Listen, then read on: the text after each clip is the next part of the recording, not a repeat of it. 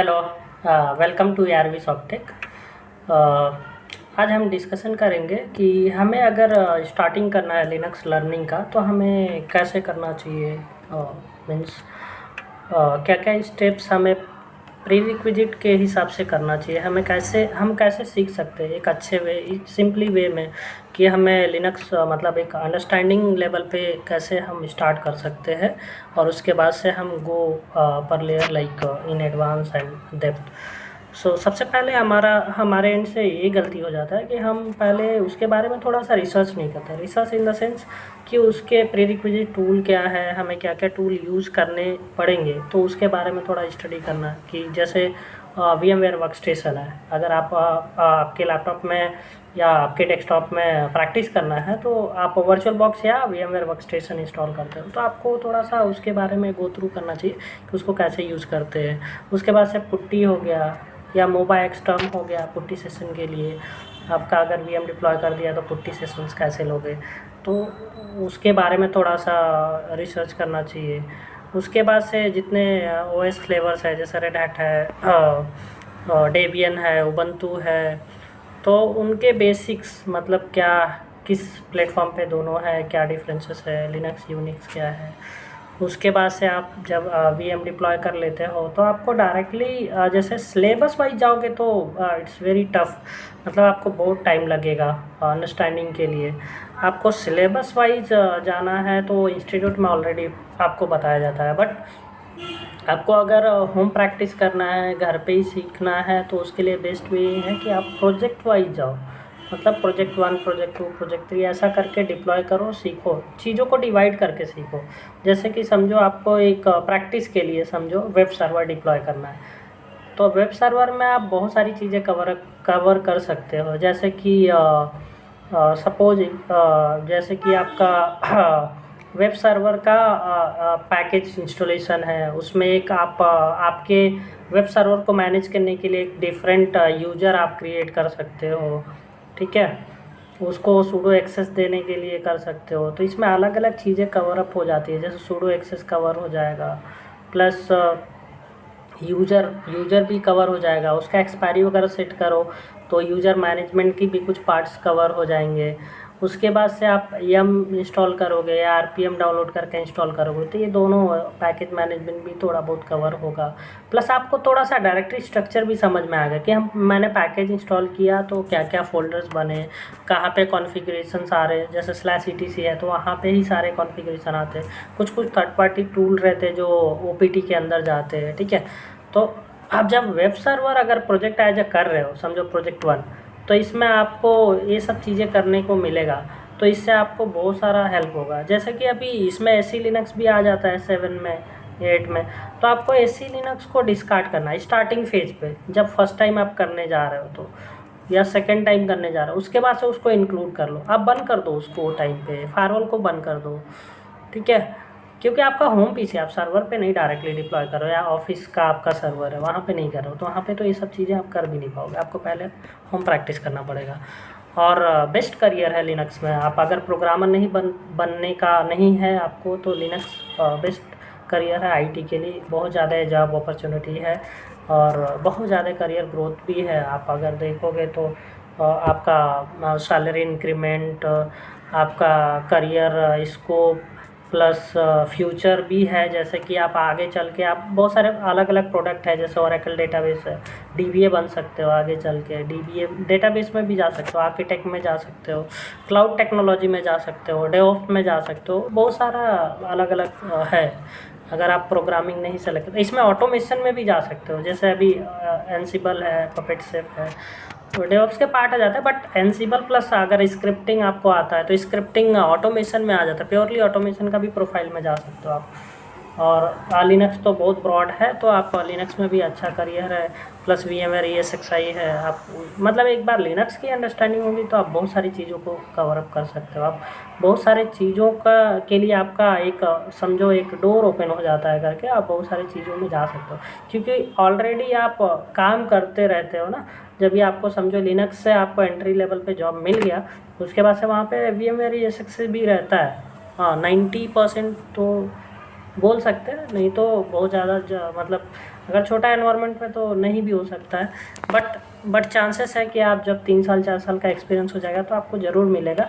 और वहाँ पे थोड़ा बहुत आप सीखोगे, जैसे वी सेंटर वगैरह का लॉगिन मिलेगा आपको एटलीस्ट वीएम का स्टेटस चेक करने के लिए, ठीक है ना, बेसिक चीज़ों को तो आप गो थ्रू करो, फिर आप स्टडी करो तो उसमें भी बना सकता है। ऐसा नहीं है कि आपको फुल एक्सेस मिल जाएगा, क्योंकि आपका रोल नहीं है वो अलग VMware team and cloud plus रहती है। प्लस क्लाउड का स्कोप भी चल रहा है आज के डेट में, तो AWS या फिर Azure क्लाउड पे जा सकते हो। बहुत सारी कंपनी आपको सर्टिफिकेशन भी देती है, तो आपको बाहर से करने का बहुत ज़्यादा नेसेसरी नहीं है। अगर अगर स्टार्टिंग फेज में आप चाह रहे हो कि स्विच करना, वो टाइम पे आप कर सकते हो अपने साइड से, बट बहुत सारी MNCs देती है आपको फैसिलिटी कि आप वो पेड करते हैं, आप कर सकते हो। तो आपको अपना भी पैसा वेस्ट करने की ज़रूरत है। अगर लिनक्स सीख लिया तो बहुत है। लिनक्स का सर्टिफिकेशन भी इस इनिशियल फेज में भी करने की ज़रूरत नहीं है, आप बाद में कर सकते हो। जब आप एक बार थोड़ा सा एक्सपर्टीज आ जाता है, एक 3 साल 2 साल का एक्सपीरियंस आ जाता है, उसके बाद से आप करो बिंदास, कोई टेंशन नहीं है। सो अभी जैसे कि आपने वेब सर्वर का एक प्रोजेक्ट बनाया, तो वेब सर्वर का जब प्रोजेक्ट डिप्लॉय करोगे तो आपको डायरेक्टरी भी बनाना सीखना है, आपको ओनरशिप परमिशंस ये भी सीखना है। ये सब चीज़ें आप सीखोगे तो उसके बारे में फिर अलग से जाके थोड़ा बहुत स्टडी करो। पहले तो आपको फोकस करना है, आपको प्रोजेक्ट कंप्लीट करना है, तो आपको एटलीस्ट वो पैरामीटर जो जो सेट कर रहे हो वो आपके दिमाग में रहेगा। आप ये चेंज किया, क्यों किया, क्योंकि ये रिक्वायर्ड था, समझ गए ना। डिफ़ॉल्ट परमिशन सेट करोगे जो नया डायरेक्टरी वैसे ऑलमोस्ट आ ही जाता है, बट आप चेक करोगे। फिर एससी लिनक्स का पार्ट आप बाद में कवर करो। तो एससी लिनक्स में क्या रहता है, 2 चीज़ें रहती है एससी लिनक्स में, जैसे कि बुलियंस मतलब एस ठीक है ना, पोर्ट वगैरह आप अलाउ करते हो। दूसरा आ जाता है एफ कंटेक्स्ट, मतलब कंटेंट जो आप प्रोवाइड करोगे ना, जो जो भी फाइल यूज करोगे, समझो कि आप /var/html डिफ़ॉल्ट फोल्डर रहता है जहाँ पे आप आपका इंडेक्स फाइल बनाते हो वेब सर्वर के लिए, ठीक है ना, अपाची के लिए। तो आप अलग से फोल्डर बना सकते हो।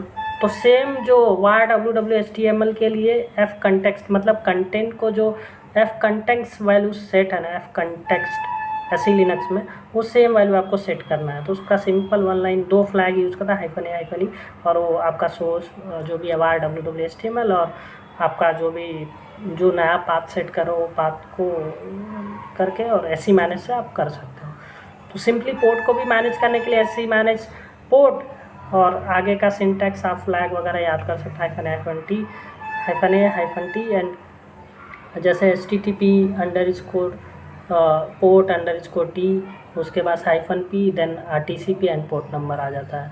सेम लाइक एफ कंटेक्स्ट के भी केस में आ जाता है, ऐसी मैनेज कंटेंट जो भी एफ कंटेक्स्ट लिखते हो वो प्लस उसका सिंटैक्स जो आएगा, और वो आपका -a-e और वो आपका var/ww/html एंड आपका जो पाथ सेट कर रहे हो, क्योंकि डिफ़ॉल्ट पाथ जनरली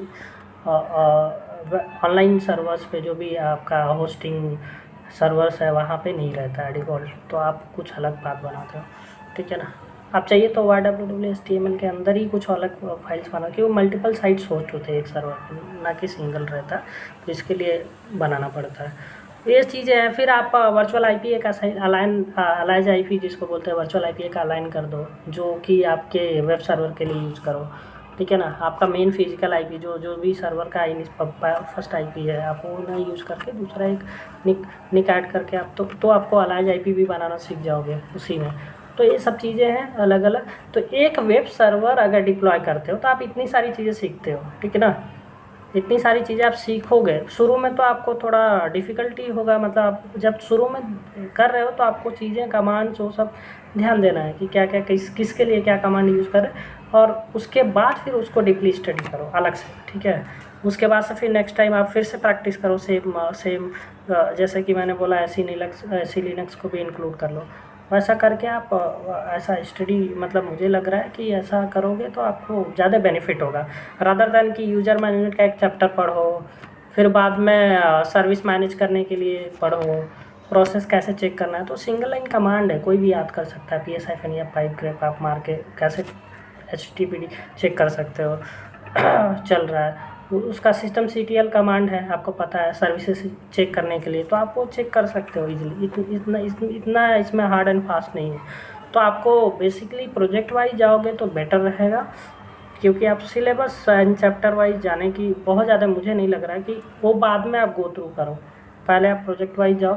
शुरू में तो पहले आपको थोड़ा बहुत रिसर्च करना है, इंस्टॉलेशन पार्ट करना है, अगर आप स्टार्टिंग कर रहे हो तो। उसके बाद से प्रोजेक्ट वाइज जाओ। शुरू में देखो, कोई भी चीज़ जब हम नया सीखते हैं तो शुरू में कुछ भी अंडरस्टैंडिंग नहीं हो पाता तुरंत, थोड़ा सा टाइम एक्सपेंड करना पड़ता है आपको करीब 1 हफ्ता भी एक्सपेंड किया तो आपको बहुत सारी चीज़ें नॉलेज हो जाएंगी। और ये सब चीज़ें कमांड पूरा आपको सिंटैक्स के साथ याद रहना चाहिए। जो भी आप command system CTL status and port जो भी सर्विस नेम है वो लिख रहे हो तो ये पूरा सिंटैक्स आपको इंटरव्यू में बताना है, ना कि सिस्टम सीटीएल से हम चेक कर सकते हैं, ऐसा नहीं है। आप एग्जांपल के तौर पे कोई भी एक सर्विस ले लो और फिर वो ऐसा बता दो पूरा कमांड। अब अपाची सीटीएल भी चलता है जब आप वेब सर्वर डिप्लॉय करते हो, तो वो भी कमांड थोड़ा बहुत याद कर लो कि वेब सर्वर पे ये कमांड आप यूज़ करते हो करके। तो इससे आपको ये समझ में आता है कि हैंड्स ऑन आप ये कमांड रन करते हो। नहीं तो कैसा होगा, आप बोल दोगे सिंपली तो ऐसा होता है करके कि आपने बस मतलब देख लिया है किधर से, तो ऐसा नहीं है। आपको रियल टाइम बताना है कि ऐसा ऐसा होता है करके, तो आपको वो सामने वाले को ये समझ में आएगा रियल टाइम तुम रन करते हो ये कमांड, क्योंकि आपको यही बताना है कि आप रन करते हो, आपको ये नहीं बताना है कि मैंने ये पढ़ा है।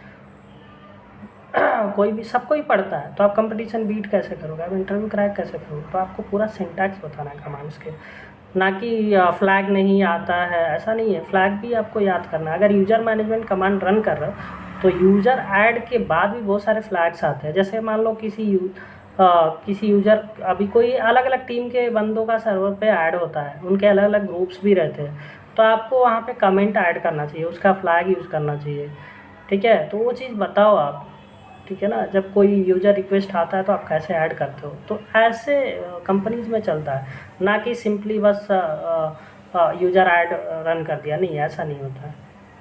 तो आपको ऐसे करना पड़ेगा। तो ये सिंपली आपको मैनेज मतलब अगर प्रोजेक्ट डिप्लॉय करते हो तो ये ज़्यादा बेनिफिट रहेगा करके। Okay, thanks.